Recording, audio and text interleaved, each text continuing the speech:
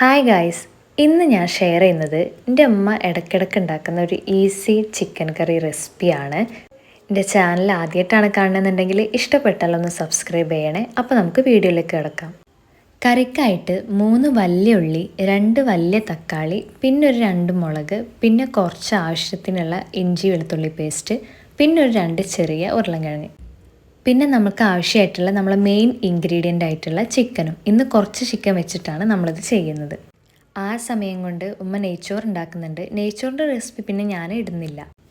അങ്ങനെ നമുക്ക് കറി ഉണ്ടാക്കാം. കുറച്ച് ഓയിൽ കുക്കറിൽ ഒഴിച്ചിട്ട് നേരത്തെ അരിഞ്ഞു വെച്ചിട്ടുള്ള ഉള്ളി, ഉരുളൻകിഴങ്ങ്, പിന്നെ ഒരു 2 ടീസ്പൂണ് ഉലുവ, അതുപോലെ കുറച്ച് ആവശ്യത്തിനായിട്ടുള്ള ഉപ്പ്, ഇത്രയും ഇട്ടിട്ട് അതിന് ശേഷം തക്കാളിയും പിന്നെ കുറച്ച് ഇഞ്ചി വെളുത്തുള്ളി പേസ്റ്റ് ഇത്രയിട്ട് മിക്സ് ചെയ്യാം.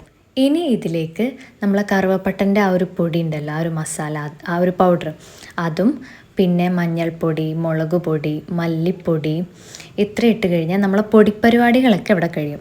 ഇതൊന്ന് മിക്സ് ചെയ്തിട്ട് ആവശ്യത്തിനുള്ള വെള്ളം ഒഴിച്ച് കഴിഞ്ഞിട്ടുണ്ടെങ്കിൽ ഇതിലേക്ക് നമ്മൾ നേരത്തെ കഴുകി വെച്ചിട്ടുള്ള നമ്മുടെ ചിക്കന് ഇട്ട് കൊടുക്കുക.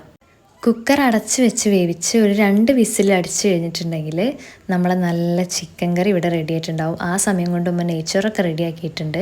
ഇത് ഞാൻ ഫ്ലാഷ് അടിച്ചെടുക്കുമ്പോൾ വേറെ തന്നെ ഒരു ഫുഡിനൊരു നല്ലൊരു കൊതി വരുന്ന രീതിയിലുള്ളൊരു പിക്ചറാവും. പിന്നെ അത് മാത്രമല്ല കേട്ടോ, അവിടെ കറണ്ട് പോയ സമയത്ത് ഞാനൊന്ന് ക്ലിയർ ആയിക്കോട്ടെ എന്ന് വിചാരിച്ചിട്ട് അങ്ങനെ എടുത്തതാണ്. ഇനി നമുക്കിത് കഴിക്കുന്ന വീഡിയോ കാണാം. ഹായ് ഗൈസ്, ഞാൻ നല്ല പുതിയ ഷാളൊക്കെ ഇട്ടിട്ടാണ് ഒരുങ്ങിയിരിക്കുന്നത്. പക്ഷേ ഡ്രസ്സ് പഴയതാണ്, എന്നാലും ലിപ്സ്റ്റിക്കൊക്കെ ഇട്ട് നല്ല വൃത്തിക്ക് ഒരുങ്ങി. നമുക്ക് ബിരിയാണി അല്ല നെയ്ച്ചോറും ചിക്കൻ കറിയും തിന്നാം. എനിക്ക് നല്ല ഇഷ്ടമാണ് നെയ്ച്ചോറിന് അത്ര കട്ടില്ലാത്ത രീതിയിൽ ഇതുപോലെ ഇങ്ങനെ ലൂസാക്കി കറി വെക്കുന്നത്.